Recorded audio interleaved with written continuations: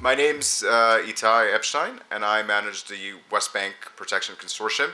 And I'll introduce myself and try and see if we can have a shared common understanding of what it is that we've set out to accomplish in the next 2 hour 45 minutes. So beyond my current role as West Bank Protection Consortium project manager, and I'll talk a little about the consortium in just a minute. I've spent the last 15 years in working in the Israel-Palestine conflict. Hi guys, welcome. Doing both human rights monitoring and advocacy and humanitarian coordination and advocacy. So perhaps this would be a good opportunity for me to try and reflect on some lessons learned from the last depressing 15 years. But maybe with saying that if we can inspire ourselves to be forward moving, inspirational, aspirational, motivated, particularly for the students in the back. You're at that stage of life where you need to kind of retain that hope. For colleagues from NGOs, you already know. But in terms of what we can try and set out to do here today, maybe two things. One is to use this West Bank Protection Consortium that in a minute I'll talk about in more detail as promised, as a case study for humanitarian advocacy, and in particularly advocacy in the context of delivery of humanitarian assistance in a coercive environment, in a protracted, prolonged situation of belligerent occupation.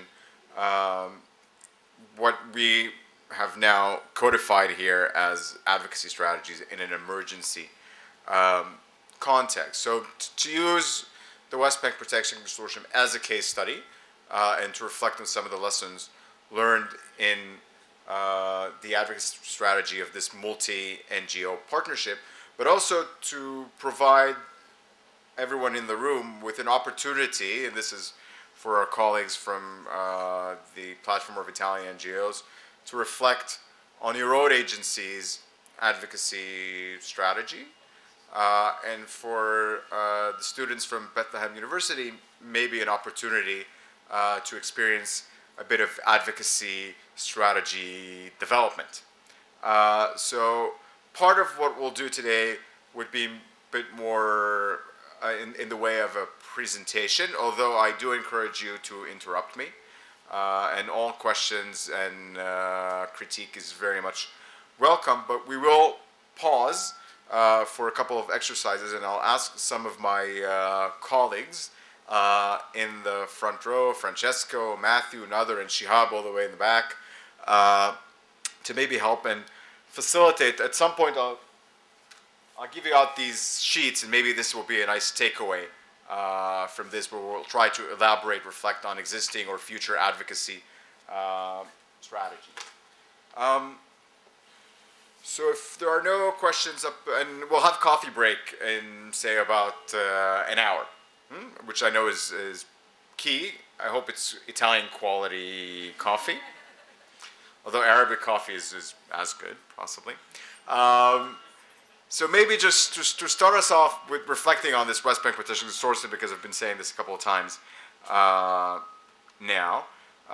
So here it is in beautiful EU colors. The West Bank Protection Consortium, humanitarian support to protect Palestinians from forcible transfer, which is a partnership of 6 international NGOs, including one which is very dear to our heart, GVC, and you'll have to excuse me for not actually referring to GVC the full, it's an acronym, as all of you know, but this will be a testament to my poor Italian if I actually try and pronounce that, so I'll just stick to GVC, which is a prominent member of this consortium, and is, of course, as you all know, an Italian NGO, and I say prominent because GVC, with Francesco, who a lot of you are familiar with, as the technical lead for the work of the consortium. So we work together quite closely in protecting Palestinians from forcible transfer, and I'll show you in a minute what it is that we do. Beyond this being a coalition of organizations working together to provide humanitarian assistance, this is also a coalition of donors, both intergovernmental in the form of the European Commission's Directorate on Humanitarian Assistance, DG ECHO, and with the support of European member states in providing two elements, or in relation to two elements of protection of Palestinians across the West Bank, mostly in Area C and in East Jerusalem, from both individual and mass forcible transfer. Through the provision of humanitarian assistance, and by humanitarian assistance, I'm relating to quite a vast scope of action, consisting both of material assistance and a suite of services to complement that, all designed through the prism of protection from violations of international law, whether it's international humanitarian law, international human rights law, designed, intended, or leading to the forcible transfer of Palestinians from those parts, and I'll say something about the political context in just a minute, through an integrated protection approach, both in terms of the type of services that we deliver, but also in terms of how we, on the one hand, try to build resilience within communities so they can withstand the coercive environment that Israeli policies and practices have generated, but also trying to be somewhat transformative, trying to hold Israel as an occupying power to account and see how, if we can somehow transform these policies and remedy that behavior, that conduct that leads to IHL violations, that lead to the increased vulnerability of our beneficiaries, the Palestinian population of the West Bank. And we do that through various pillars of action, ranging again from the provision of material assistance and essential services, and those could be community infrastructure, providing access to primary health care and education, schools, clinics. It could be human shelter, it could be livelihood-related structure, it could be water and sanitation facilities, it could be a range of services that enable the community to build up resilience against the external pressures, that coercive environment, namely the denial of essential services by Israel as an occupying power, the policies that directly impact the beneficiaries, the destruction of property, the restrictions on movement, and so on, all designed to enable these households, individuals, communities to stay at those communities until there is a durable solution. I say this because we are operating in a context where a lot of our beneficiaries are refugees, dating back to the war in 1947, 1949, and for them a durable solution will be, of course, return to their homes. So that is a durable solution, and of course that type of durable solution requires political will, which currently seems absent. So in the meantime, we need to make sure that they're able to stay in their community and enjoy an adequate standard of living. Part of that is to mobilize and empower community through a community-based protection approach and mechanism. We've set up Community iWatch. These are community committees designed to monitor violations of international law, in particular in relation to cellular violence and harassment, excessive use of force by Israeli forces, to monitor those and to, I would say, trigger a protective response, whether it's in the form of material assistance or through the provision of psychosocial support, legal assistance to assure accountability, for excessive use of force and cellular violence, and I'm sure we're all aware this is a phenomenon quite on the rise in, say, recent months and weeks. I've already mentioned legal assistance, and I'll come back to that point in just in a few minutes. This is beyond being, and again I'm stating the obvious, being a highly politicized and divisive context. It's a very legalized environment where the humanitarian operational space is very closely interlinked with your ability to field legal arguments and with a legal narrative. So that is one element that requires, I would say, legal input. And then, of course, since there is a domestic system in place, a judiciary, the Israeli judiciary that exercises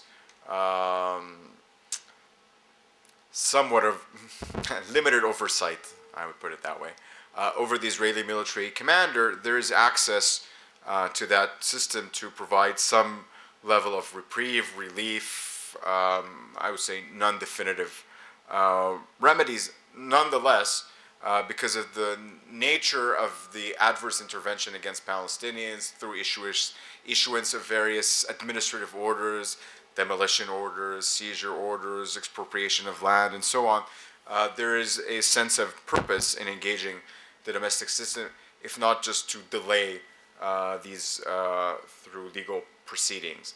And then there is this transformative element that I've already alluded to, trying to engage in both political and legal advocacy to change these policies and practices that are to the detriment of our Palestinian beneficiaries and that lead to forcible transfer.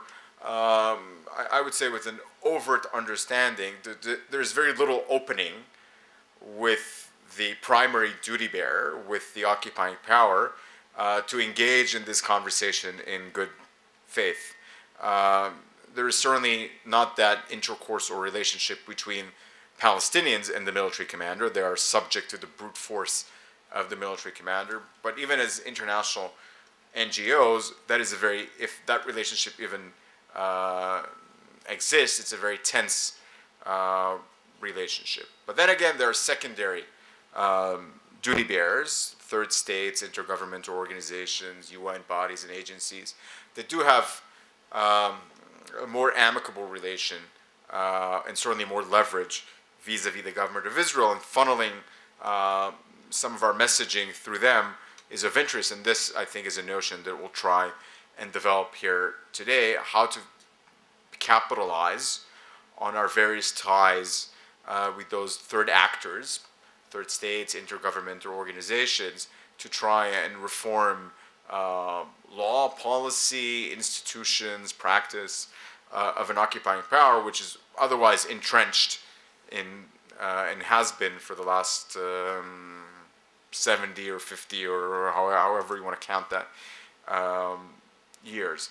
And finally, there's another, I would say, responsive element to the provision of humanitarian assistance, and that is response to incidents taking place through administrative destruction of property, which is quite prevalent, through subtler violence that results in property damage, and this is where we have universal coverage in responding to all of these incidents across the West Bank. So reflecting on this broadly, this has both a proactive element to it in trying to build resilience with community, investing in the material resources and essential services that will protect these communities from forcible transfer, other violations of international law, but also a responsive element, both in terms of providing legal representation and advice, and with material, responding with material assistance.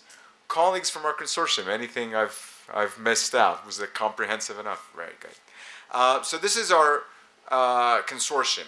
And finally, and this is the element I think I'll try and develop today as a means of a case study, is our political and legal advocacy, trying to suggest that it is adapted to complement and capitalize on those other pillars. And I think that is the first, to me, a first important lesson in relation to humanitarian advocacy, is its close interlinks with other elements or other pillars of your programming.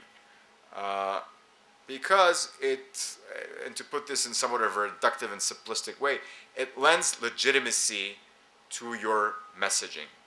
The fact that the messaging, the fact that the advocacy initiatives are driven both by insight from your work with beneficiaries in an area of operation with, I would say, sometimes very intimate relations with those who are subject to these violations that you advocate with and for, lends legitimacy to your claims. And it could be, and it is driven by insights, by data, by case studies, and I'll try and demonstrate a bit of that. But then the other element, of course, is about making sure that what you're asking for in terms of advocacy actually complements your programming. And advocacy is not a standalone component of the work of your organization, of your agency. It is fit for purpose. And the purpose is to support the remainder of your operation. I say this because within organizations, there is always a question of prioritization of resources. And those of you in advocacy would know that there is internal, I'll put this politely, there's internal competition for resources. And advocacy, I think, and is mistaken to be peripheral to the core activities of an agency, to the core mandate. And I think this is something we want to push against, and to establish and position advocacy initiatives, operations, schemes as central to the mandate, as core operation for your agency. The only way I've so far identified to do that is to be relevant to the remainder of your programming, to your mission. If the advocacy is aligned with the mission, you can justify the resources. And what you'll see from a little exercise today, that advocacy is extremely resource intensive. To put this simply, to be done well is a very costly operation. And I often grapple with how to make this cost effective and efficient. Bottom line is, it's a costly operation, and it can only be justified in view of the way it supports and promotes your programming and your humanitarian human rights mandate. So I think enough about our consortium. What we're here to talk about today is advocacy. Please.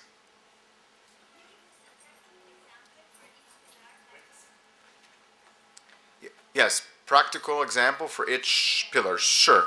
Let me go back, and I will do this, and I will also, if my colleagues, because we have a few of the agencies represented here. So Francesco, that you may already know from GVC, we have Matthew and other from NRC, and in the back we have Shihab from ACTED, which are technical leads on the various elements of this consortium. So if they want to add, please feel free to do so. But maybe, Francesco, do you want to start us off with an example on the material assistance? An example of specific activity. Hello? Okay. An example of specific activity. So for the material assistance, well, as hello. Try to identify assets, so structure at household level or at community level, that are important to mitigate the possible effects on the Palestinian population on living. So to make you an example, the lack of a school in a Bedouin community in Area C, where the majority of the population is kids. So the construction of the school is the activity per se, and the goal is to provide essential services that can help the population to stay in the community. So that's a specific goal. In terms of activities, the construction of community assets, school, clinics, roads, rehabilitation of roads, rehabilitation of land, rehabilitation of communal cisterns, wash network, wash interventions. At household level is shelter rehabilitation, provision of latrines and sanitation, trainings in first aid actually, or all type of training that is complementary to the capacity in order to maintain the assets and maintain the activity there. That's on the first result. On the second, if you want, on the second as well. Go ahead, please. On the second, basically, is monitoring.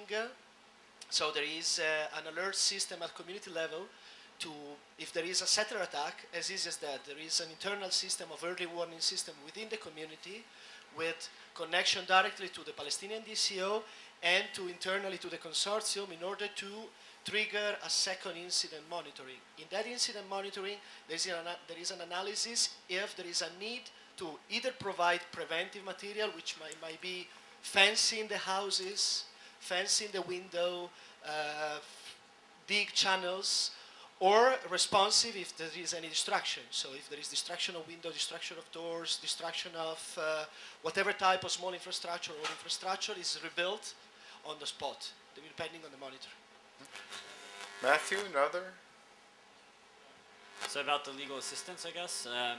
NRC, what we do is we provide lawyers, and we also fund legal aid agencies that provide support for communities and people who are facing forcible transfer, displacement, demolitions, and evictions.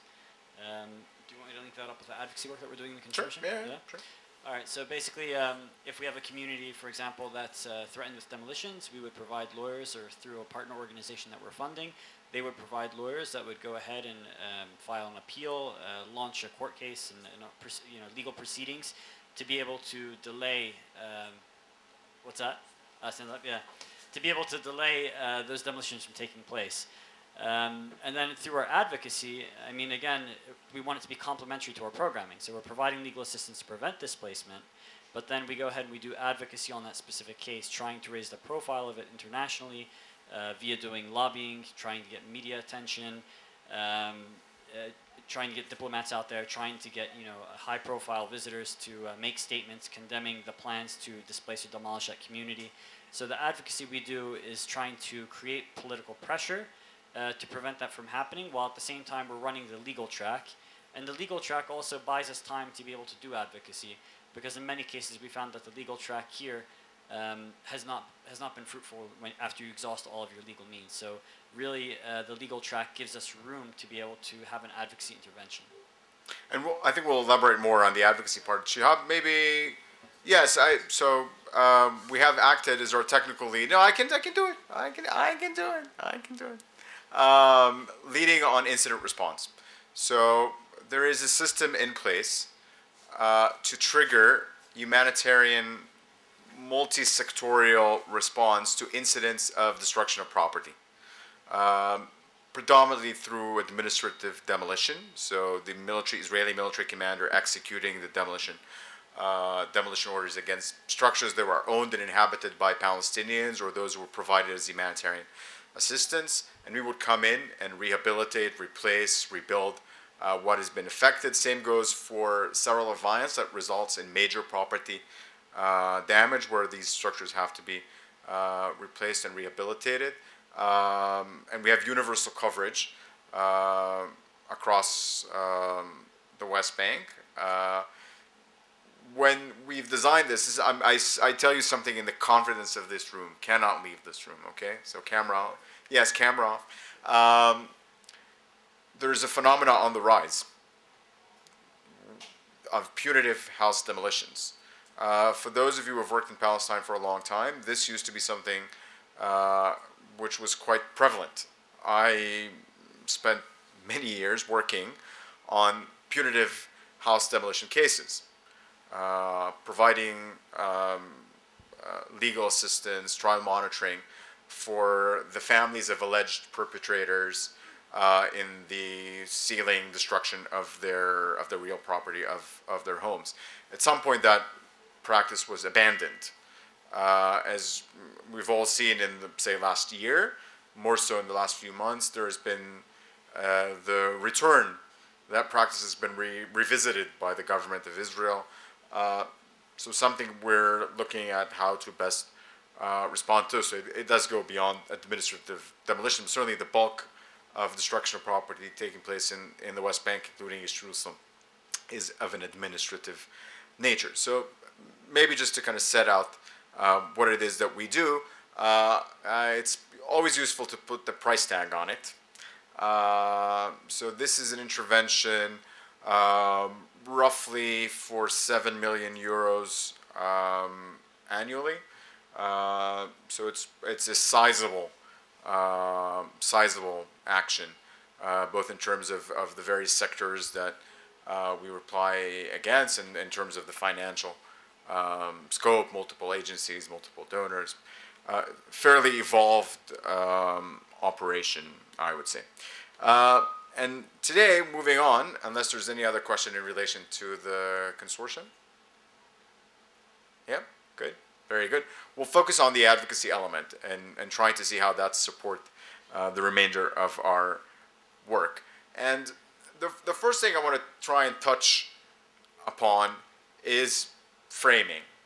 And again, for those of you who are Palestinians and have lived here all of your lives or have worked here for a duration, some of the things I'll say would be very self-evident, and I'll be stating the obvious. So I won't insist on informing you where you're already well informed. The reason I've left this in the presentation, because my experience in this country has been that there is always a return to the very, very fundamentals of this conflict.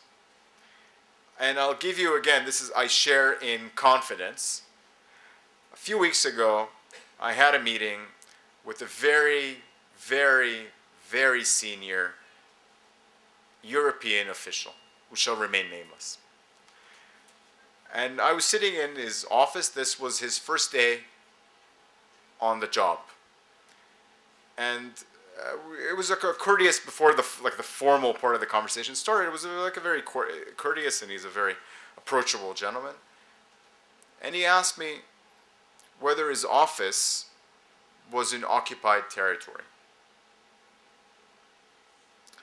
And I wasn't quite sure what he meant. And this is, how do you mean? And he asked me, his office is in Jarrah. I hope I'm not telling too much. So, is this occupied territory? Are we in occupied territory? And the only thing I could think is, oh my God, is there like no induction before you come to this country and assume office? And then before I could actually verbalize that, he says, you know, there is no induction before you come to this country and take office. Relieved. Yeah, so there's no induction before people turn up in this country. And the more senior they are, the less they know. And the fundamentals, the classification of conflict, the history, the applicable body of law, the political context, everything comes into question. Everything comes into play. And time again, you have to revisit those fundamentals. So, and you would be surprised that there is what do you say? Google it. You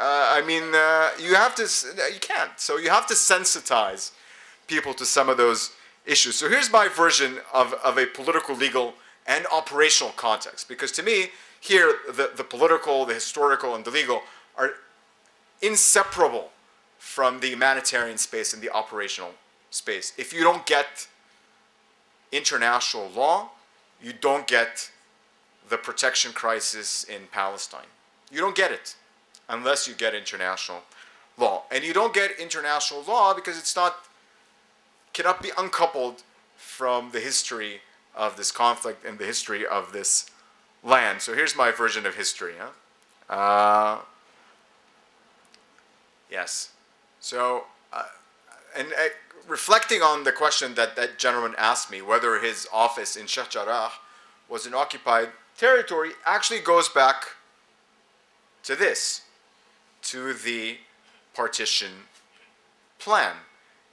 Because, as we all know, this is a non-binding General Assembly resolution, a plan that was never implemented, but some of the elements in that plan and in Resolution 181 resonate.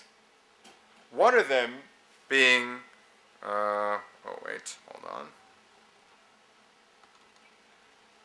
being this,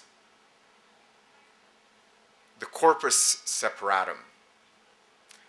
So in the partition plan, there was a Jewish state and an Arab state, but much like today, they couldn't figure out Jerusalem. And it was devised as a separate body. This is, by the way, this is the extent of my Latin, corpus separatum. For those of you who are Italians, so much easier. A separate body to come under an international regime governed by the UN. And that included not only what is now East Jerusalem, but also what is now West Jerusalem, are corpus separatum. So they are neither part of a sovereign Jewish state or a sovereign Arab state. So actually, when that high-ranking official asked me whether his office was in occupied territory, he knew what he was talking about. Sheikh Jarrah, tracing it back to Resolution 181, is in the corpus separatum. So is it occupied? And if it's occupied, then from whom? And how does that inform decisions of the here and now in terms of what type of humanitarian action need to be taken in East Jerusalem? Who is the competent authority? Who has obligations? Who has privileges?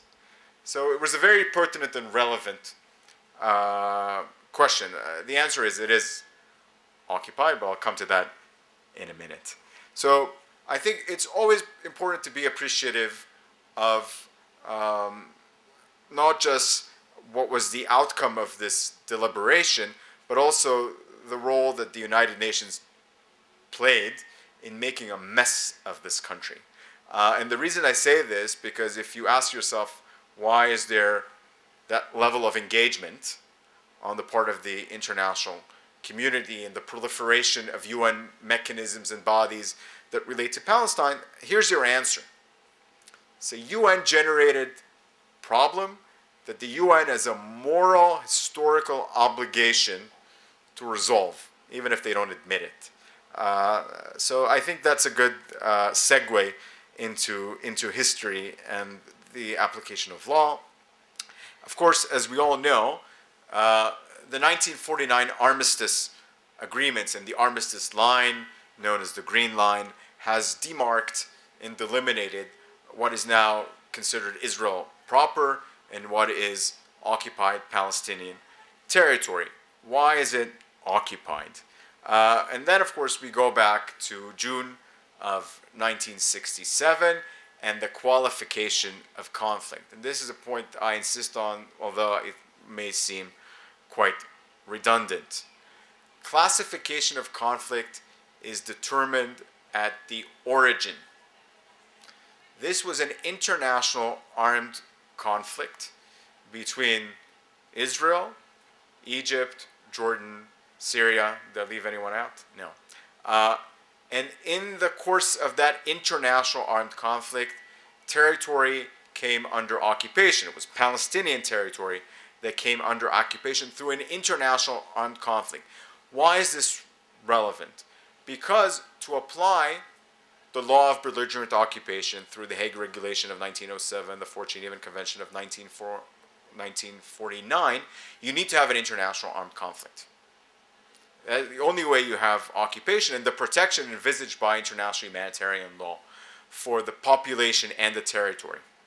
So that goes back. Now, can that qualification of conflict be transformed? Coming back to my first point, it is determined at the origin. So even if there are peace agreements signed between Israel and Jordan, and Israel and Egypt, I don't know how you sign peace agreements with Syria now. Who would you talk to? But nonetheless, that does not change the nature of the conflict or the nature of the territory. It remains occupied territory, and of course that has been asserted by everyone and anyone from the UN Security Council through the International Court of Justice, through a whole range of UN bodies. So it's uncontested.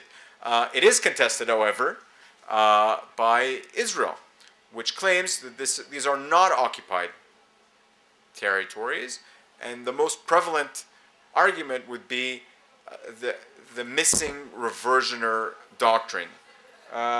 Is anyone familiar, just as a bit of a kind of testing where I stand, is everyone familiar with the missing reversioner doctrine? I hope you're not, then I can talk about it. Good. So the missing reversioner doctrine basically goes like this. Let's say Israel wanted to end occupation, not tomorrow, today, this afternoon. Sick and tired of it. We want to end occupation. Enough is enough. To end occupation, and this is governed in international law, you have to reverse the territory to its rightful sovereign.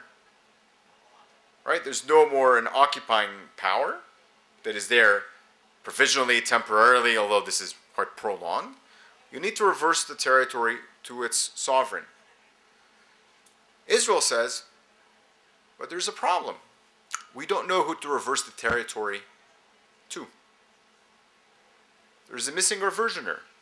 Yeah, that sovereign that you reverse the territory to. We can't give this back to Egypt, vis-a-vis Gaza, or to Jordan. It's not theirs. And the Palestinians were never sovereign. So let's forget about 181, 194, all these resolutions, out the window. So we can't reverse the territory. So we want to end the occupation, but we can't. Because we can't reverse the territory to anyone. It sounds, on the face of it, like a valid legal argument. It is frivolous and erroneous, and nonetheless resonates. So the fact that this is occupied territory, that the territory and the people are under occupation, is questioned, including by those who we would consider allies. Because these type of arguments, including this missing reversioner doctrine, they resonate. And often you have to push back against that and establish the fundamentals, the basics. This is occupied territory. There is a protected population, the Palestinian population. There is an occupying power, Israel. And Israel is not the sovereign. And that becomes even more difficult when you factor in the Oslo Accords, the interim agreement. Because beyond the fragmentation of territory and the separation, it has been abused. It has been abused in many ways, but it's been abused to question the fundamentals of the law of occupation. So we're all aware that the Palestinian National Authority, established through the interim agreements, enjoys nominal powers in areas A and B. It is an ostracized government. Does not enjoy the privileges of a sovereign, because there is an occupying power and all of the territory is under occupation. It is simply an exercise in delegating certain responsibilities of the occupying power to the Palestinian National Authority. For better or worse, that's what's in the interim agreement. Yes?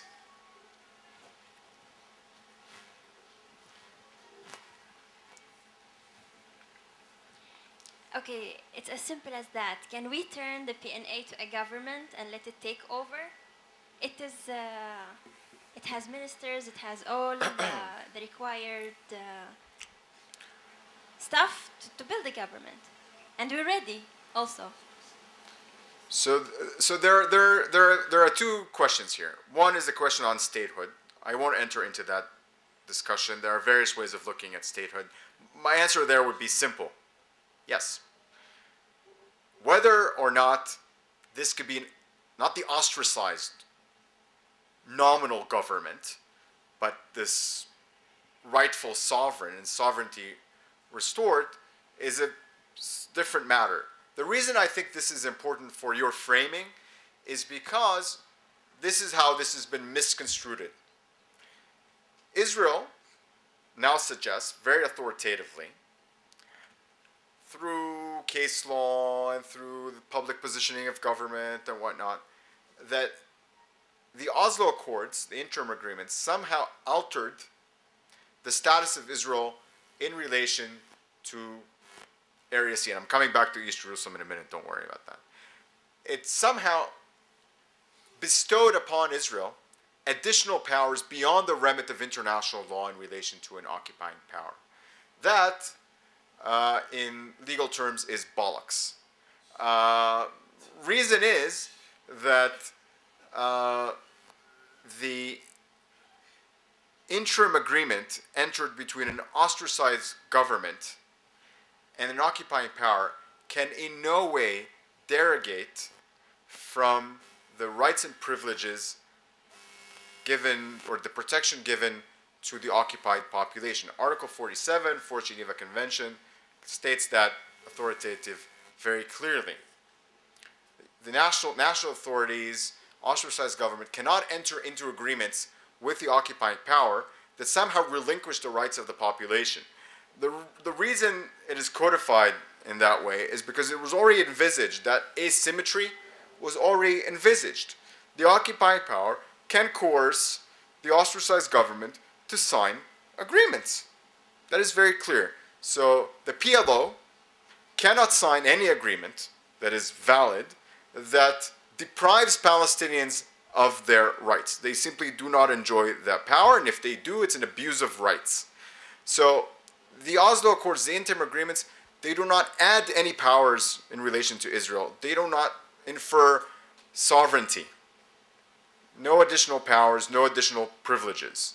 It only assigns particular responsibilities to the Palestinian Authority in specific geographical areas and in relation to specific competency and power. They don't control telecommunications.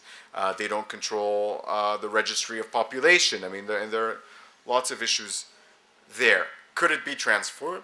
Absolutely. But that would require the cessation of occupation and the reversal of the territory to its rightful sovereign, to the people of Palestine and to their government. So to me, this is a vital point to kind of linger on, particularly when you have to sensitize people to this conflict, because often the nature of the territory and of the powers in relation to that are being misrepresented and misconstrued. So here's our framing. And once we have that in place, we have to think of how we relate that framing to our priority advocacy issues. I'm trying to think if we want to do a little break now or in 15. What's the plan? 3:15. Okay, so we have a bit of time. So trying to relate that analysis into defining our advocacy priorities. In the context that we're operating in, we've adapted, and this is where I'll try and present some of what we do as the West Bank Protection Consortium, a two-pronged approach. One, capitalizing on incident-based advocacy, trying to capture the attention of power holders through recent trends and incidents, while keeping our eye on policy change and longer-term processes. And I want to try and reflect on this two-pronged approach on incident-based and policy change advocacy before we launch on our own little exercise in devising a theory of change. Because you'll see here that this is based on a theory of change that we have developed within the framework of the consortium. So what is incident-based advocacy? So here's is a contextualized example in trying to reflect on and making sense of recent incidents. Because what is available in ample is information. I dare say that this is a very well documented, if not the best documented, conflict. With ample information available in the public domain.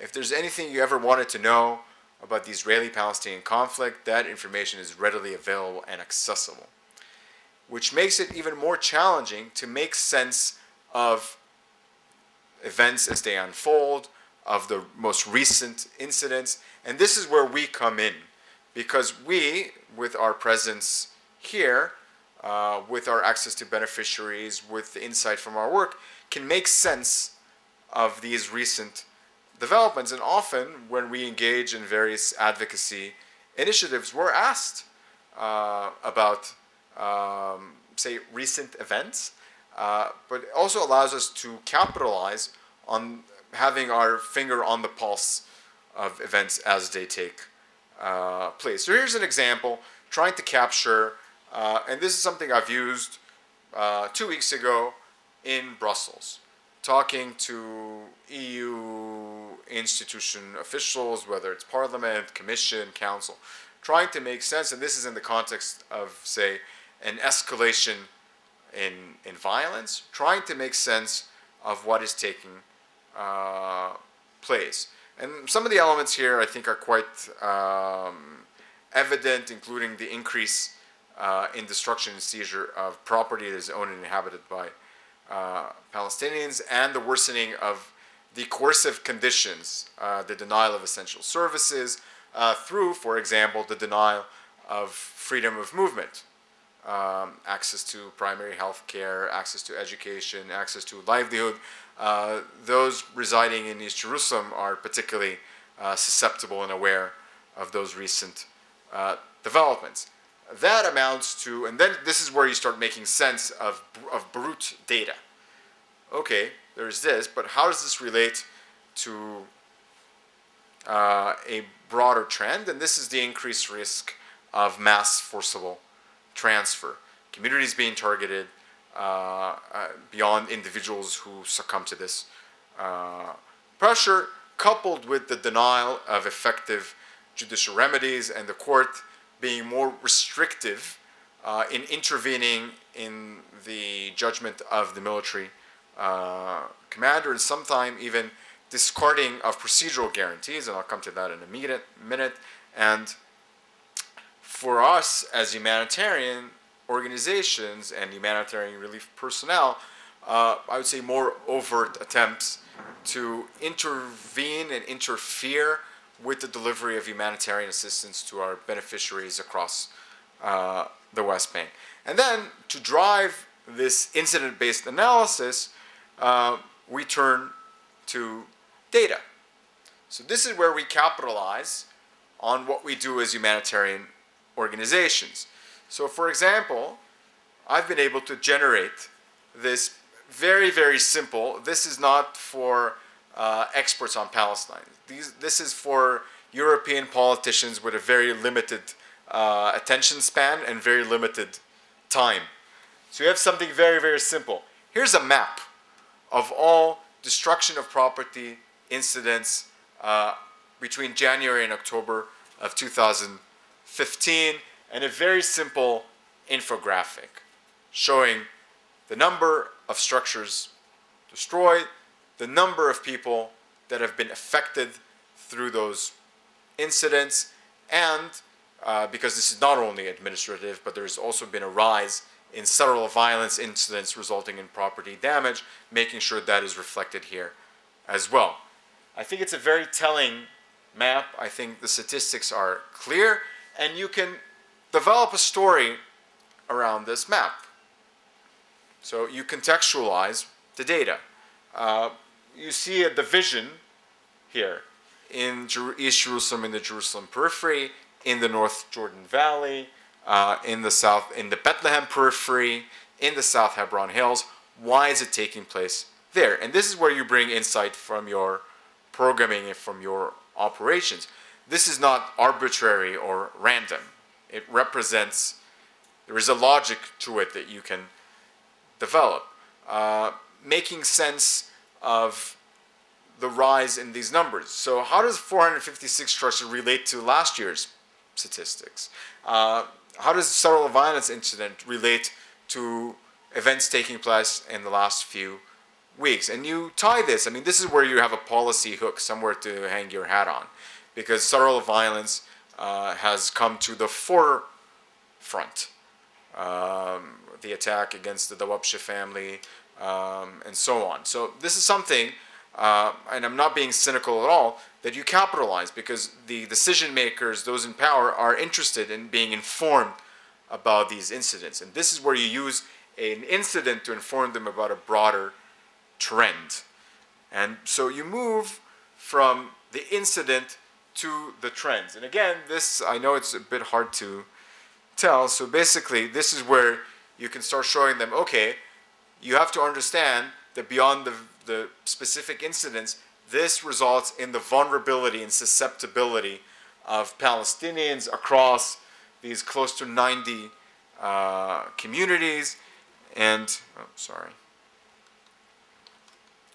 And of course, depending on your type of operation, you're able to demonstrate that in no uncertain terms. And what you see here, Francesco is far more of an expert on this, but this is one of the tracking mechanisms that we use as a consortium. It's called the Protection Vulnerability Index. So it's a 216 they keep expanding, 346 sectorial, subsectorial indicator system to assess the vulnerability of communities. And what we're able to do through that system, when presented to decision makers, we say, look, we're able to ascertain, substantiate the vulnerability of Palestinians to forcible transfer. It stems from those incidents that you've read about in this morning's news, but they all feed into this trend of vulnerability through the denial of services, through the destruction of property, through the restrictions on movement, through all these various measures taken by the government of Israel, and they are translated into statistics and data and indicators, solid, vetted information that you can leverage and demonstrate to your advocacy counterparts, targets, in relation to your operations. And finally, someone needs to make sense of the politics. And this is where being here would make sense. So basically, this is an attempt, and again, I try to keep this somewhat visual, because the politics here could be quite confusing. But this is something I've used to demonstrate the causal relation between settler advocacy and lawfare and the adverse impact on Palestinians. So here's an example. By the way, great advocacy initiatives, although I find it aberrant, done by Regavim, it's a settler organization that promotes the destruction of Palestinian property and the disenfranchisement of Palestinians, expropriation of land, and so on. And they've, earlier this year, launched a campaign suggesting that the European Union, through its funding of our consortium, is destroying settlements and building EU settlements for Palestinians in sovereign Israeli territory, being Area C in East Jerusalem. And this caricature, I mean, this was part of their public campaign. I'm not quite sure this depicts realistically what the EU is doing. I'm actually fairly confident it does not. But it has resonated. And actually, I was in Brussels some months ago when a European diplomat from a member state, who shall remain nameless, pulled out this report and says, but you see here, it says that the EU is violating international law because we're infringing on sovereign Israeli territory. Could you assure me that we're not violating international law? You know, where do we go back? To this framing I started off with, explaining what happened in 1947 and what happened in 1967 and what happened in 1993 and why this was occupied territory, that Israel's the occupying power and it's not the sovereign. And we spent an hour deconstructing what they've accomplished with one caricature, that the EU is violating international law and infringing on sovereign Israeli territory. Unfortunately, this goes well beyond rhetoric, because settlers have their way with the Israeli parliament. So, for example, it's Regavim, their founding director, is now a member of Knesset, and he is the co-chair of an Israeli parliament subcommittee on Judea and Samaria. Judea and Samaria being how Israel refers to the West Bank, which has oversight over the military commander. And this picture is from a meeting held in August of this year. The military commander of occupied territory, on the very right of the picture, is being instructed by his political masters to prioritize the destruction of Palestinian property and to prioritize the destruction of EU-funded humanitarian assistance, because guess why? The EU is violating international law and providing impartial and imperative humanitarian assistance, and they need to be taught a lesson through prioritizing, expediting enforcement. And then, of course, it goes well beyond rhetoric. There's an order issued by the military commander, by which, and it's an order, I assume not any Hebrew readers here? No? Good. I'll help you with this. So this is a procedure for handling internationally funded unlawful construction, which is a very cumbersome way of relating to humanitarian assistance. And the order is quite telling. Basically says, international donors see what they're doing in Area C and East Jerusalem as impartial and imperative humanitarian assistance. We, the government of Israel, and the military commander, however, see this as illegal construction. So beyond the enforcement, the issuance of order, their execution, and expediting them and destroying everything you provide Palestinians with, things that Francesco was relating to previously, we will demarche the donors. So we will write letters to the donors telling them that they violated international law based on Article 43 of the Hague Regulations of 1907, a very frivolous attempt to use international law, and we will demand that these structures will be removed forthwith, and they will be cautioned that if they fail to do so, we will hold them accountable. The European Parliament Budget Control Committee. These are the people who are accountable to the taxpayers about how their money is used. I show them. You see, you had, since the beginning of the year, 60 of your structures delivered in Area C and East Jerusalem destroyed. It represents a 41% increase over last year. Guess why? Because the political masters of the Israeli military commander instructed him to do so. And the court was not there to curb the behavior of the military commander. You've just lost 314,000 euros. But guess what? It's just a fraction of the risk that we have accumulated. Upwards of 4 million euro of EU-funded humanitarian assistance, with over 2,000 pending demolition orders that through the various legal proceedings we're trying to delay. So here's a risk. It's a real risk in terms of your accountability to your taxpayers. Better take political action to rationalize that investment and protect that humanitarian investment. Trust me, that resonates. That message resonates with them. We're going to stop at this point for a coffee. After we come from our 15-minute break, we're going to have a quick chat about policy change advocacy, and then we're going to try a bit of an exercise in developing our own theory of change. So we do a 10-minute break for coffee. Thank you. Okay, welcome back from the coffee break. We're now moving to the other prong of the two-prong approach. So every incident underscores a policy. And it is the policies and practices of duty bearers, be it the occupying power, third states, that generates these type of incidents. So in our advocacy, we're trying to connect the incidents with the policy reform or policy change, messaging, recommendations, advocacy. So here is something that we're very much focused on in relation to destruction of property and denial of services and denial of effective judicial remedies that will validate access to those services and guarantee the right to private real property. But in order to inform the discussion about policy, you have to look beyond the incidents. You have to dig deeper into the policies that inform or generate that adverse outcome. So again, this is a train of thought on how to approach the issue of destruction of property and denial of essential services.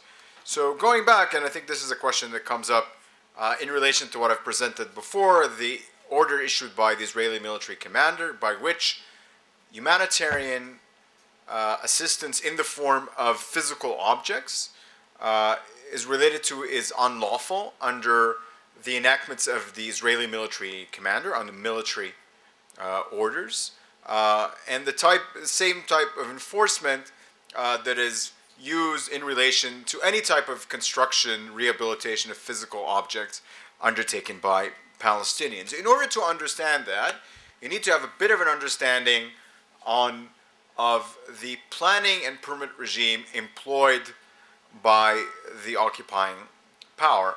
Again, without being overly technical, I am certainly not a planner, and often these conversations are not with people who have a, say, solid grounding in planning, in spatial planning. It is rarely the case.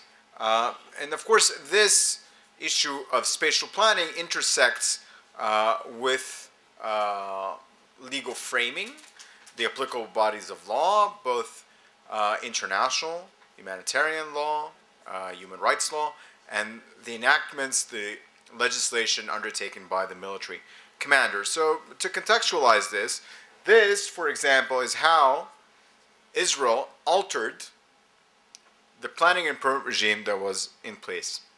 On the eve of occupation, the law governing the West Bank was, in relation to spatial planning, was the Jordanian law of 1966, number 79 on building and planning.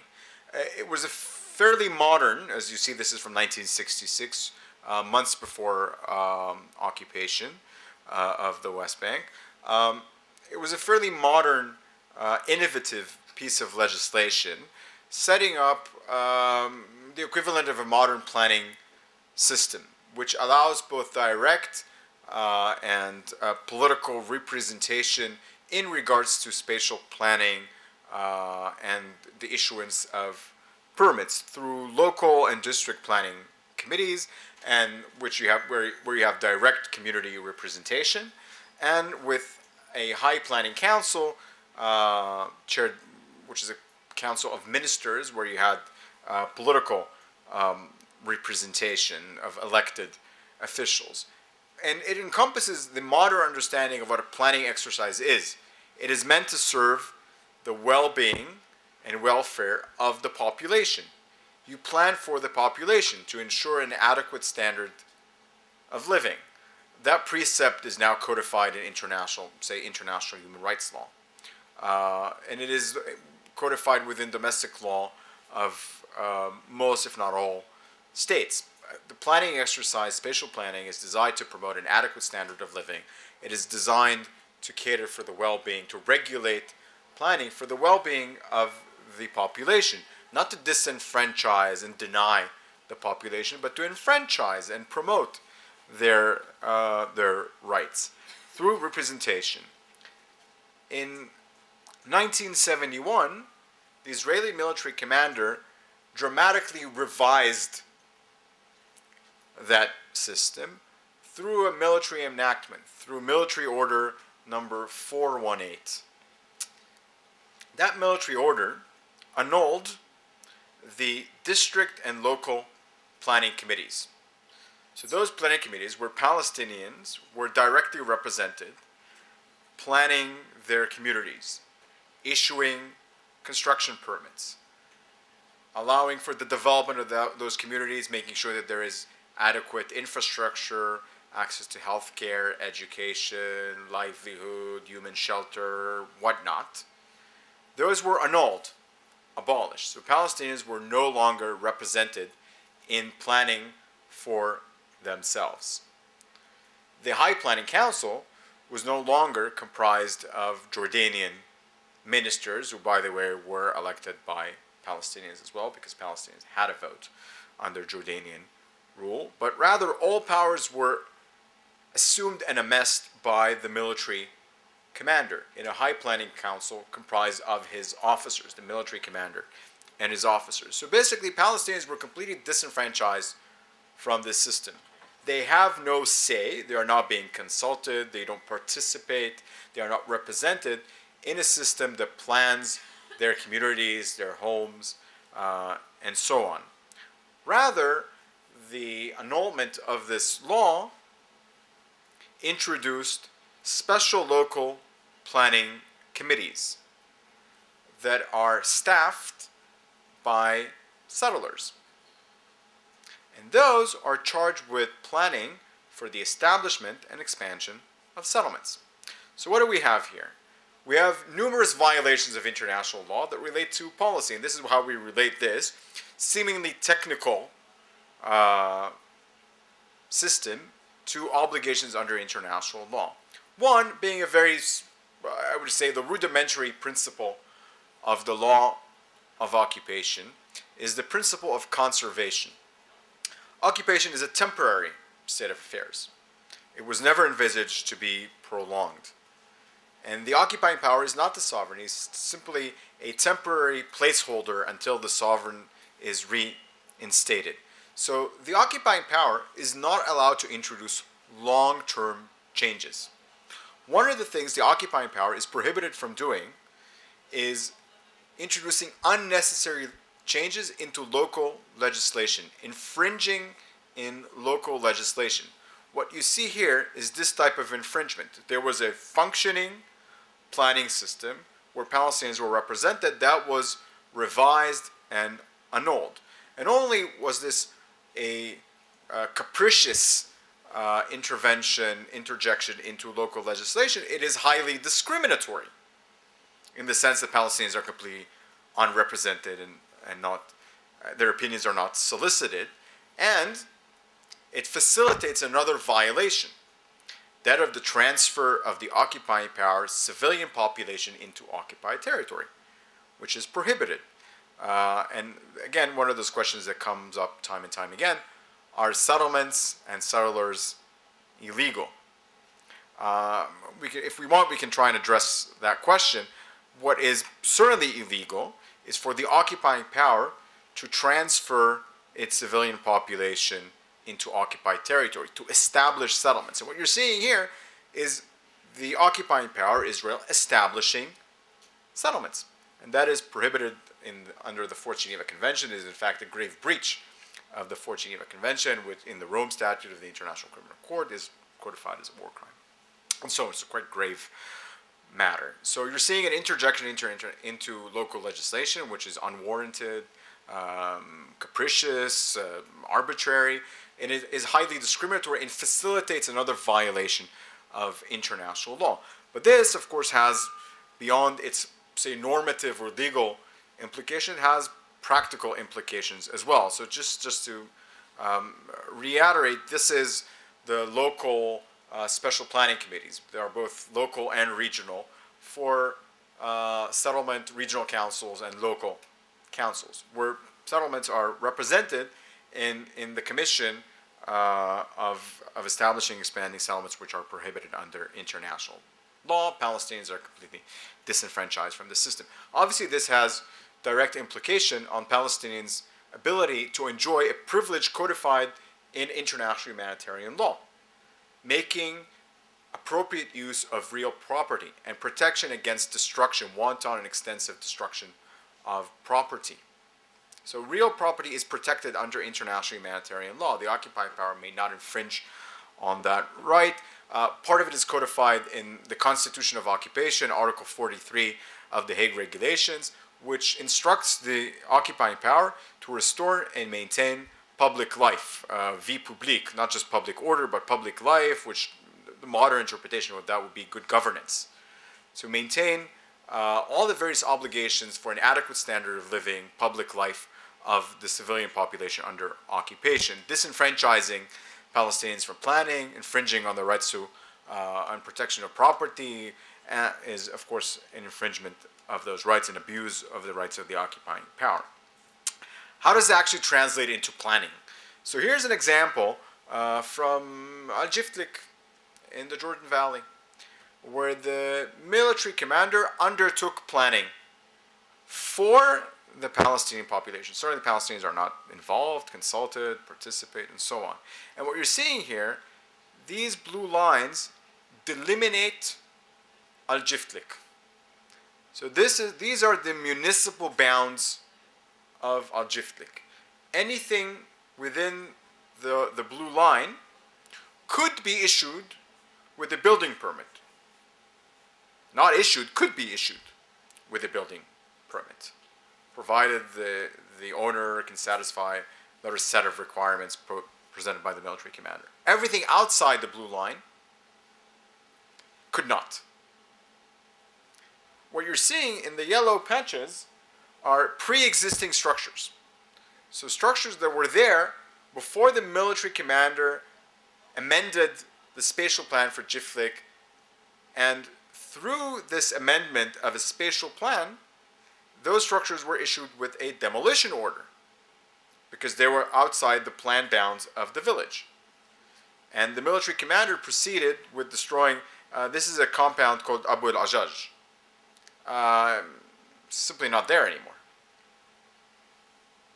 Destroyed through the issuance of administrative demolition order. And what is seemingly an administrative measure, you plan, you issue permits or you deny permits, you issue demolition orders to enforce the law. It's seemingly mundane, which makes it very hard for people to understand, but I'll talk a little about the politics of this in a minute. And the politics of this are really at the bottom of this aerial photography. It's the adjacent settlement, Masua, who has been actively campaigning for the destruction of Abu al-Ajaj to expand its agriculture activity, its date plantations. And if you go to Abu al-Ajaj tomorrow, you will see that where Palestinian homes stood 4 or 5 years ago, there's now a date plantation and greenhouses belonging to Masua, the settlement across the road. So there is a political driver, there is the use and the abuse of administrative tools, there's the abuse of international law. You need to be able to convey the intricacy, complexity of that to someone who is not a planning expert and has limited understanding of the context, which is certainly challenging. But if you do not tackle these policies in regards to planning, in regards to the planning and permit regime, you're able to establish that it is illegal under international law. You're able to establish that the destruction of Palestinian property and humanitarian assistance is unlawful, arbitrary, and capricious. It's very hard to argue the point. And then the incident gets lost. So now it's about policy, it's not about incidents. And of course the question is presented in a good faith manner. Because if you come from a functioning state where the sovereign is there, it is entrusted with the welfare of the population, it's a fair question to ask. But clearly, they don't have permits. Why are they building? And if they're building there without permit, surely you can enforce your own regulations and destroy. That is not the case. And of course, then this is where you distinguish occupied territory and a sovereign from an occupying power, and where there are specific prohibitions against the destruction of property, against this infringement on the right to use real property, against this planning and permit regime, which is manifestly illegal. And then you could relate this back to the incidents, but with with another level of insight. So here's an example from Han al-Ahmar in the Jerusalem periphery. And what you're seeing are mobile latrines provided by one agency. Well, it's actually easy to tell which agency. Destroyed, and you can actually see the DG ECHO EU flag on that to denote that this is humanitarian assistance funded by this specific donor. They're destroyed. And there is a disproportionate share of the structures destroyed by Israel are water, sanitation, and hygiene structures. And you need to convey to whoever you're engaging with why. Because there is an understanding that by prioritizing the destruction of water sanitation facilities, you're undermining the resilience of that community. It is simply imperative that they have access to latrines. And these are communities that, faced with the possibility of practicing open defecation, are very likely to be forcibly transferred. They will succumb to that pressure and they will move. They need access to latrines. So when these are destroyed, when water wells, water cisterns, water conduction networks are disproportionately targeted, are intentionally targeted, it is meant to undermine the resilience of those communities in the Jerusalem periphery. And of course here you can connect this again to the political driver. This is in part of the E1, East Highway 1 settlement expansion plan to expand and connect Ma'ale Adumim with Mevaseret Adumim, with Pisgat Ze'ev, with Kedar, essentially severing the West Bank. So it has a political driver, it has this manifestation. Yes?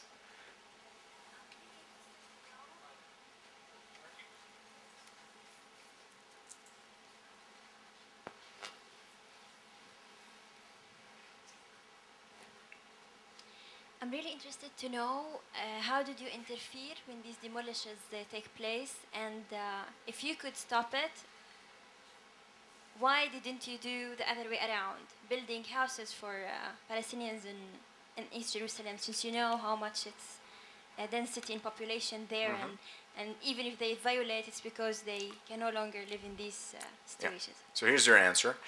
Thank you. It's a very helpful question. So the type of interventions, say, we do in the Jerusalem periphery is based on our assessment, what will best protect, and consulting with the communities, and we have quite extensive methodology for consulting with these communities as to what will best protect them from being forcibly transferred. One of the things that has been flagged repeatedly is water sanitation. The other is human shelter. You need a roof over your head.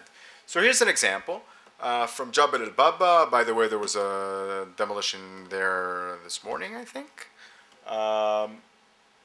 And what you're seeing here is labor employed by the military commander to dismantle a house, human shelter, provided in the form of humanitarian assistance. This particular structure was provided some days before what the picture was taken, was already inhabited by its Palestinian recipients, beneficiaries. And you're seeing the military commander dismantle the structure. And the reason this is being dismantled is to avoid the legal proceedings that are associated with the issuance and execution of a demolition order. So let me explain. Based on the planning regime, the military commander, if in the absence of permit, which permit is not granted, as you may know, less than 1% of Palestinian permit applications are approved. So 99.999 are disregarded. So there's no effective way of acquiring a permit. So they build without a permit. But this is humanitarian assistance. So no permit was asked for in the first place. Nonetheless, to avoid issuing a demolition order, this being adjudicated by the High Court of Justice, which exercises oversight over the military commander, it has been dismantled because this is a prefabricated, pre-insulated structure and so on. It's been dismantled into pieces and then issued with a seizure of goods order. So the materials were seized. That could be contested in court, but it could only be contested post factum, after the fact. So this has already been removed from the community. And now you can go contest this in court. It's quite problematic in terms of contesting. It's quite challenging, legally speaking. But what do we do in relation to seizure, in relation to the structure? There's a very simple answer to this. There's an operational answer, assuring that we have systematic, continuous response. We rehabilitate, replace what has been adversely affected. It is not disconnected from advocacy, because you need to go back to the donors and their political arena and say, you need to invest in this. And there are ways of rationalizing this investment, and there are ways of protecting this, because they're accountable to the taxpayers. And they want to know that there's good, effective use of their money. So there is an advocacy, there is an operational component to this, making sure that needs are met. But there is an advocacy component to this, making sure that there is some level of transparency and accountability. So on this dismantlement, we approached the High Representative for Foreign Affairs of the European Union. I was Ms. Ashton at the time, where she issued a statement, public statement, calling on the government of Israel to reverse these structures, which they did not do, but the structures were replaced. So the structures are, and to this day, Okay, I'd in like to place. rephrase my question then. Sure. Since Israel is building illegal settlements, and they continue building illegal settlements, and when it comes to Palestinians, they demolish their houses. They are also doing illegal actions. Correct. The government. While they Correct. come to a Palestinian who's helpless and he just wants the house, and no one can defend, even with all these aids, still the equation is not, stable. How come Israel built settlements illegally, and when it comes to a Palestinian, he cannot even have a floor up over his head? I absolutely support your outlook. So the transfer of civilian population into occupied territory is illegal. The destruction of property, this extensive, wanton, illegal destruction of property is prevalent. We're on the same page. How do you change Yeah, as those advocators, what is your policies? part in this Yeah. specific point? How can it's been there for years? Sure. How did it go a Yeah. step? So let me add a few elements to this, and then I'll answer your question. So one other element is, of course, subtle violence. So the presence of settlements is not just a violation in and of itself, but it promotes subtle violence, and often we see violence directed by settlers against livelihood-related activities of Palestinians, uprooting of trees, damage to property, whether it's livelihood-related or residential. And finally, that was a point I was trying to make, there are very little remedies and, say, effective remedies and meaningful access to justice afforded by the Israeli High Court of Justice, which sides with the military commander. And if you analyze case law, and there's now 50 years of that, you see that in terms of overturning decisions of the military commander in relation to planning and destruction of property, they are very rare to the point of non-existing. So here we are facing a very clear predicament where there are very little, if no effective, domestic judicial remedies. And where do we take our grievance? And this is what you're asking me. Okay, we now understand this is outrageous. It's the illegality is manifested in so many ways. What do you do next? And before I answer that question, I'm going to let you answer that question with a little exercise that we're going to do now, building your theory of change. Okay, so now we've set we know what we're dealing with. The incidents, the policy, how intricate it is, how manifestly illegal this is, but how do you bring about change? And here, what I'm trying to suggest is a very generic humanitarian advocacy theory of change, but it needs to be contextualized. So I can run through this. Basically, this is the template, right? The generic model. Talks about changes in laws and policies. And we've seen, again, in this context, how aberrant those could be. With that change, you would see a change in implementation of law and policies, because often there is a disconnect between what is codified and what is actually being implemented through practice. So how do you make sure that if you have accomplished change in law and policy, there is implementation and follow through? How does that inform various institutions that have formed? Can you reform those institutions? And once we're formed, would you be able to enjoy an increased level of cooperation and access? Would you be able to engage, would they engage you in good faith? And if they do, then you would have reduced dependence of your recipients. This is our way, for humanitarians, this is our way home, right? This is our exit strategy. So once this resolved, we all go out of here. So how do you get to this point of reduced dependence? Now you trace this back to increased cooperation and access, to reform of institutions, to implementation of law and policies, to changes in laws and policies. So this is the generic model. And what we'll try and do now, and we'll spend just a few minutes doing this. So I've prepared for you these. We can spread those out.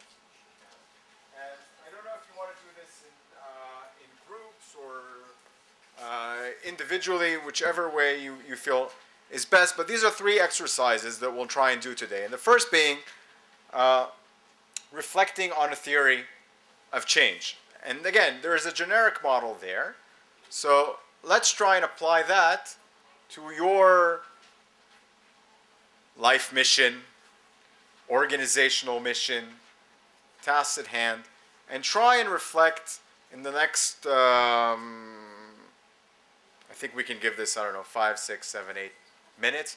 Try and reflect on your theory of change, whether it's an existing theory of change that now informs your advocacy strategy, or your train of thought in terms of how you would like to see change. And some of my colleagues could walk around and maybe assist if there's there's need. But let's do a 5-minute reflection exercise. You can note down, and then maybe if someone after that wants to volunteer and present, I think that would be an interesting exercise. We're coming to these 2 other exercises later on. Yes, but let's start with our theory of change. Okay. Any questions? Okay.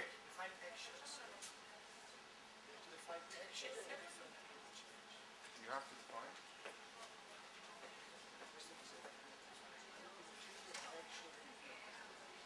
No. Action, goals, results. It could be on various levels.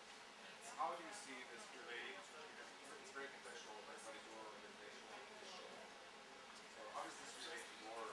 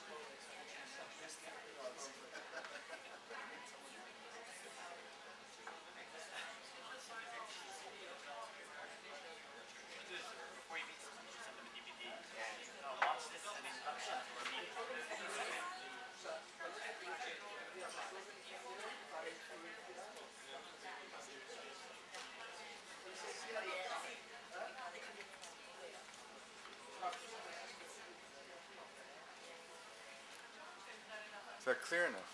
I think so. Yeah, it's fine.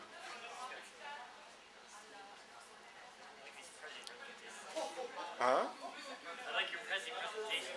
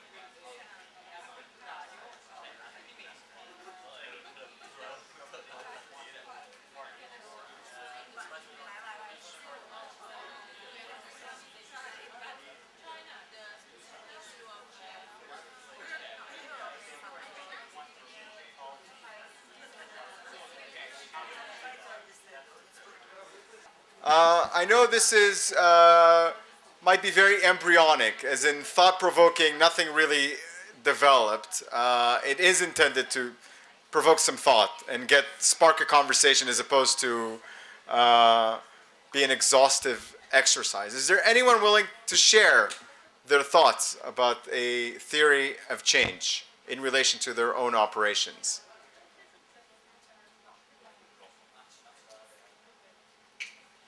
Anyone. Don't be shy. Don't be shy.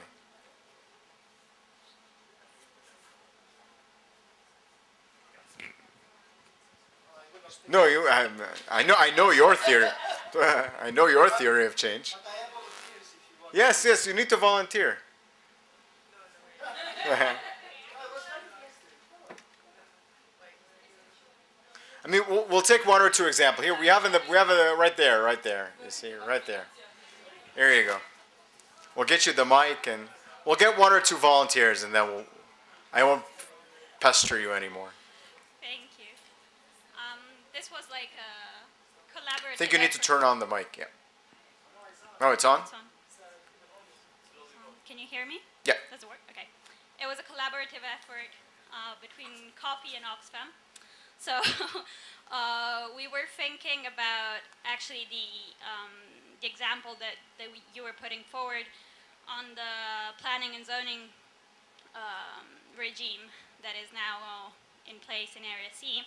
So thinking of a theory of change related to bringing back the PA's control over planning and zoning in Area C. And that was a bit complicated under this sort of framework because there are many actors to be influenced, and it's not influencing work that we can do on our own.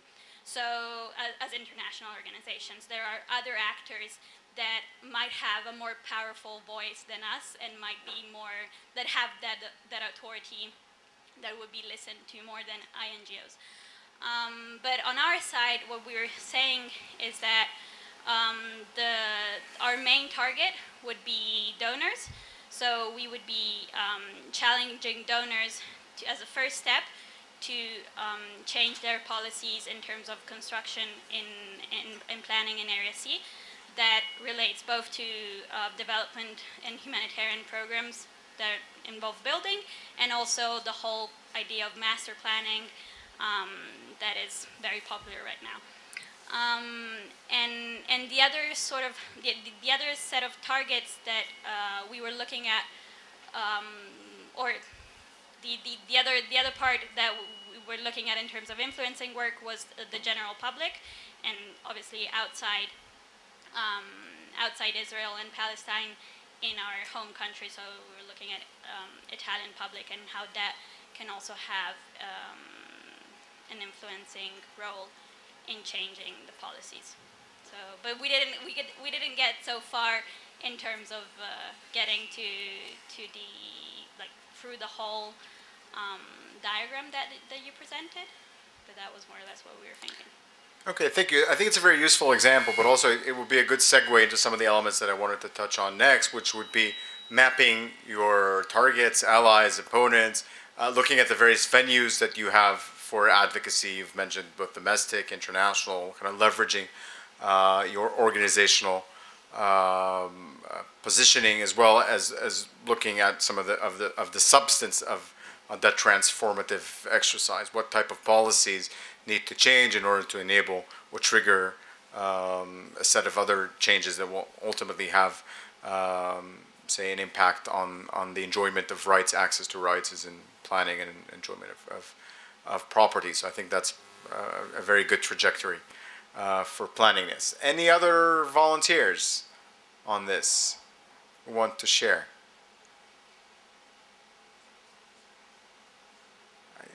I didn't realize Italians were so silent. I think you have a reputation for being more vocal.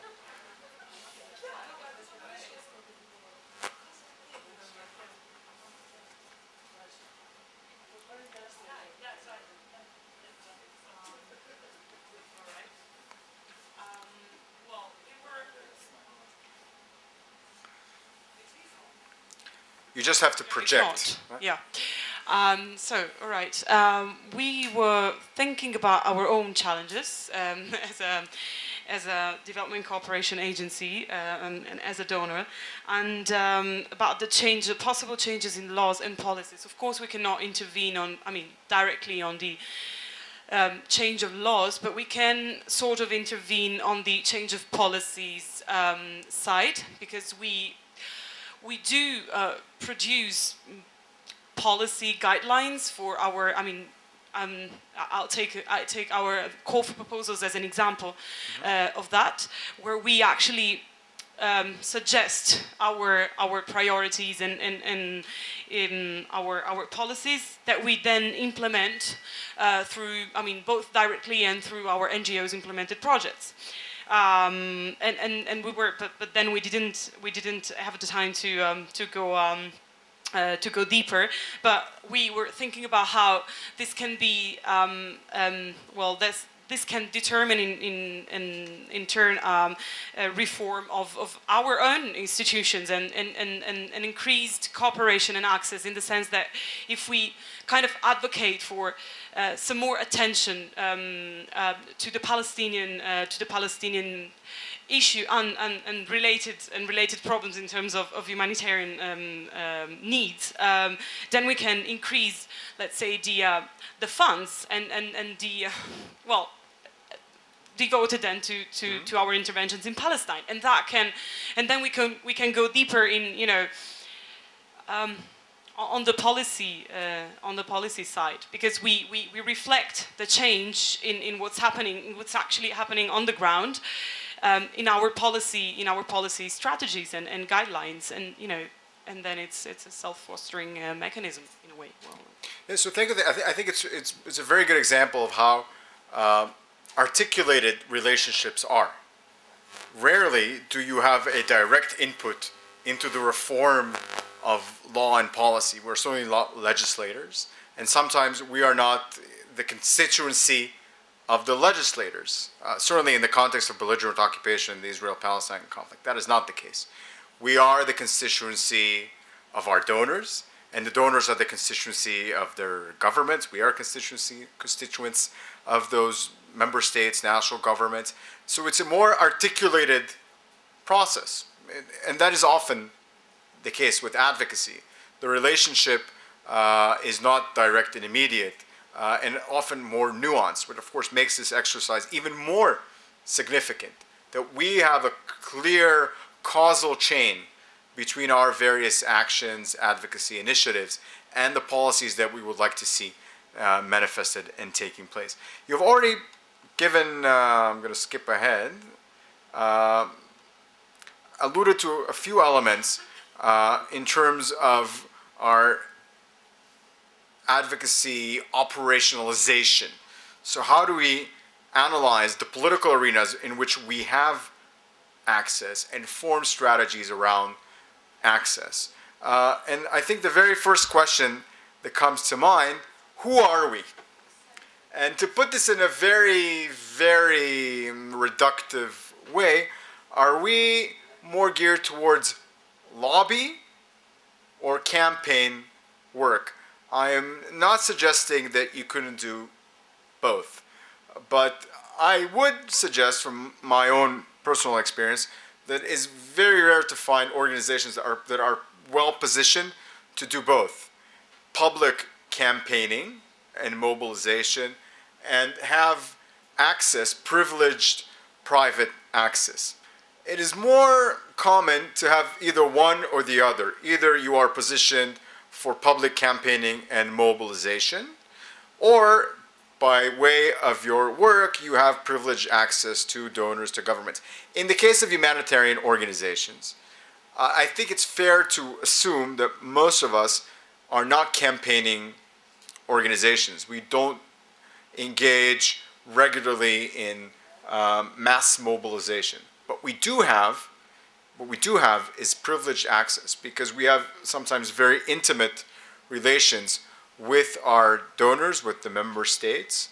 We can participate in arenas where policy in regards to our operations is formulated. And that is something that campaigning organizations rarely, it's a privilege that campaigning organizations rarely enjoy, this kind of closed door, intimate access. So to me, thinking again about our little consortium, it is evident that within the agencies where our competence is within undertaking private and semi-public lobby work as opposed to campaigning and mobilization is not what we specialize in. And then I always come back to three questions in lobbying. One is when you identify your lobby targets, you have to ask yourself, what's in it for them? Not in a cynical manner, but what's on the table?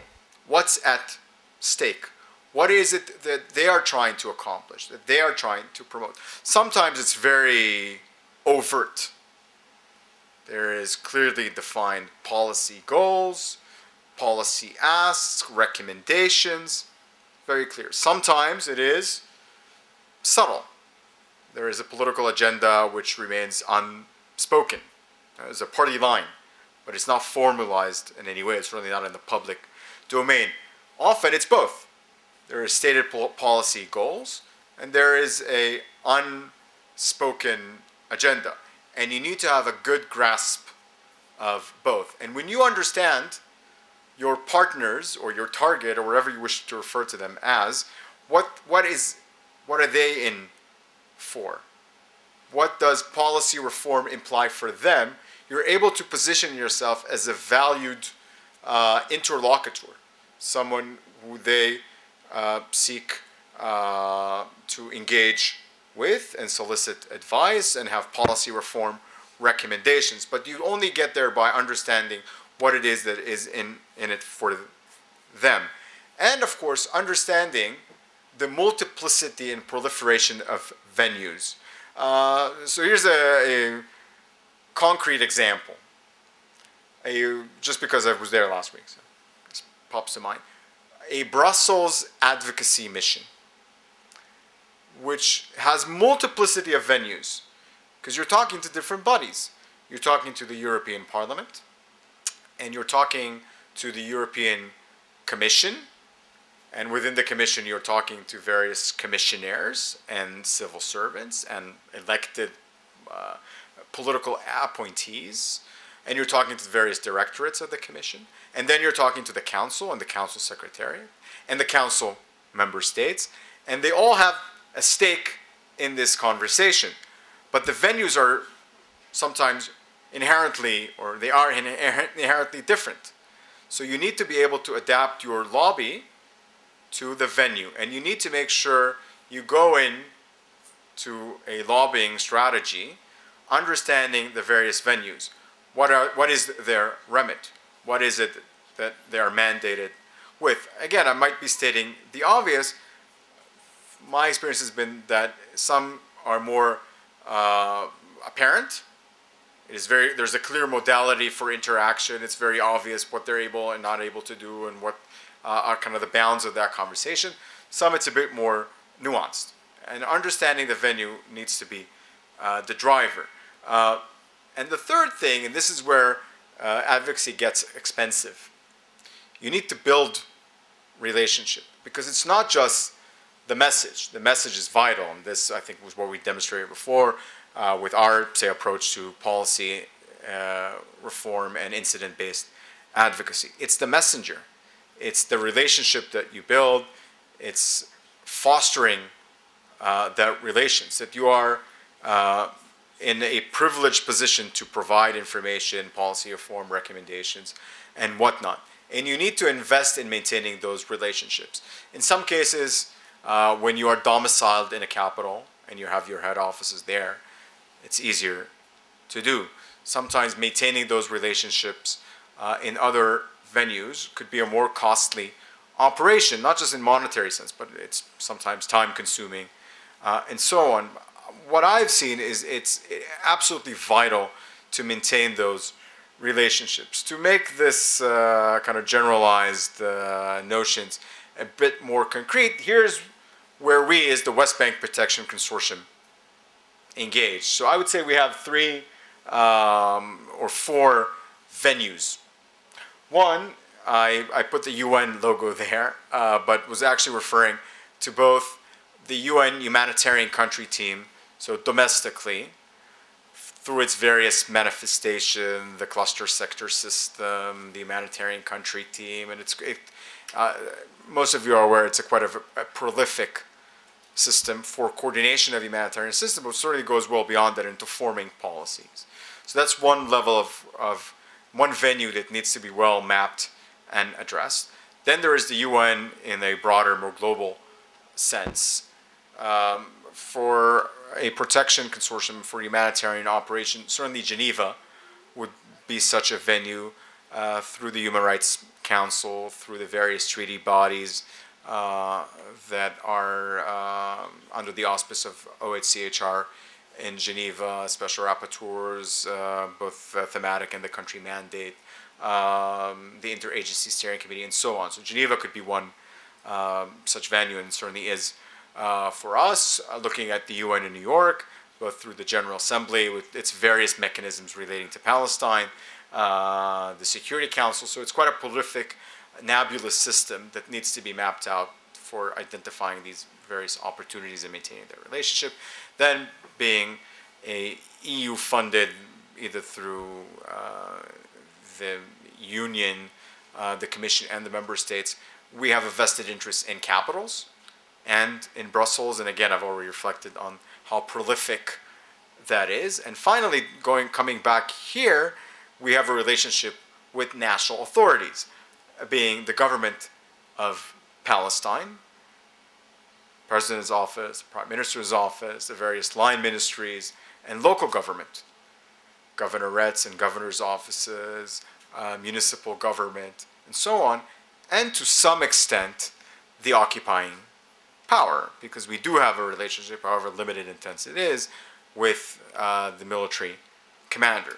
So all of these represent, I would say, advocacy venues and opportunities, if not challenges. Depending on your organization, you could add on to that kind of more generic list.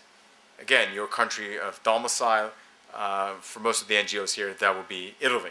So certainly Rome would be of significance, certainly Brussels. Some have ties across the world. So again, this all has to go into an exercise of lobby mapping. So before you engage in the lobby strategy, you need to map out your constituents, so who it is that you're advocating with and on behalf of.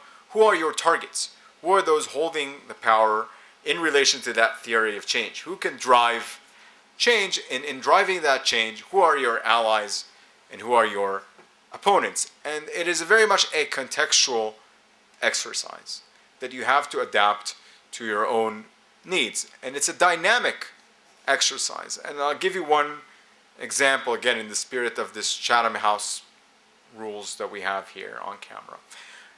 One member state could be an opponent in relation to your agency's work in the West Bank because of its political positioning. So they will fall under opponent. But the same member state is an ally when it comes to your work in Gaza. Because there they have a very different political agenda and they want to promote. And it's the same member state represented. I mean, the power is vested in the same people. But you have a distinct lobby map if you want to promote, say, policy reform in relation to your operations in Area C, East Jerusalem, and if you want to promote policy reform change in relation to Gaza. So it is very much a contextual exercise. Targets tend to stay the same in this context. Allies and opponents are, I would say, a bit more dynamic, and then of course that depends on kind of the level of analysis. I leave this with you to do a bit of an exercise like this later on, just being cognizant of time. The other thing that came up, I think, during the comments here is advocacy coalitions. In the EU guidelines on IHL, they're even in the UN Charter. They're all there. They are about political will, and the way we get political will is we point at these measures. And we say, well, there's a countermeasure, and say the EU is the #1 trade partner of Israel. And a particular member state has very strong trade relations. That is a source of leverage. We're not necessarily suggesting that you sever all ties with Israel. We're suggesting something far more simple. We're saying leverage that relationship and say if you continue down this path, this will have an impact on that relationship. That gets you in the room. Then you say, okay, these are the various policies that need to be reformed. These are the practices that need to be changed. This will lead to. But there is room for leverage. If that fails, there are even more coercive unilateral measures to be taken. But then, again, you kind of trace this back to the denunciation, making sure it's well framed, and to the type of information and mobilization you can expect. And with this framework of analysis, we were able to do two things. Make sure that you stay your course against your theory of change, against your lobby map. Who are your targets? Who are your allies? Who are your opponents? But also you're able to make sure that there is sufficient effort and resources behind your advocacy initiatives, because you see that this can be capitalized upon to make sure that you are able to provide in terms of programming, that you meet your mission and you exercise your humanitarian or development mandate. To conclude, I want to show you a short video which I think captures the essence of advocacy, not to be taken too seriously.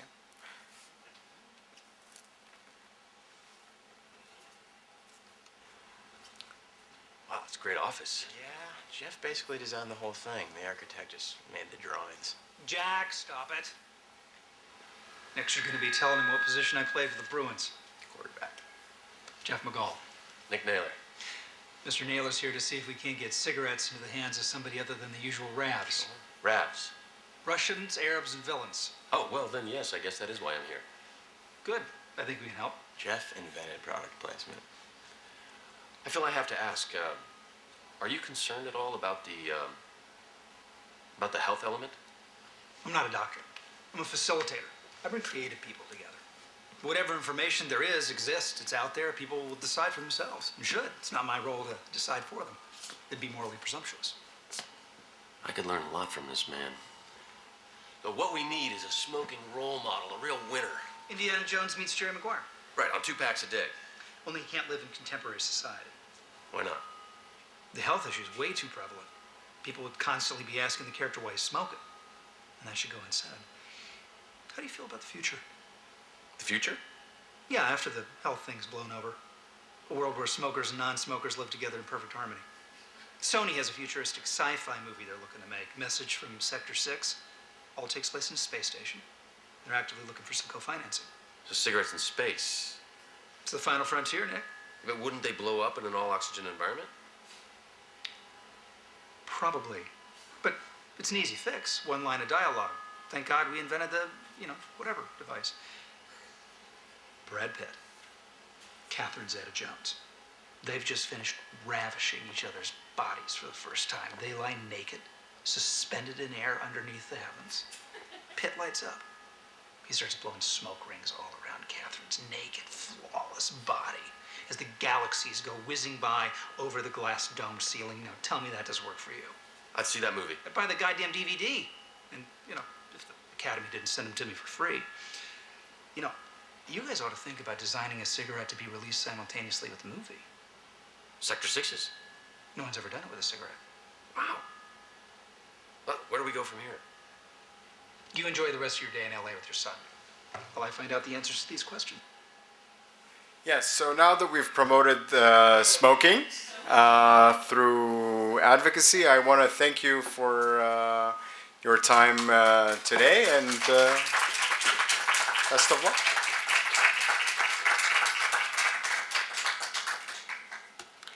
Questions?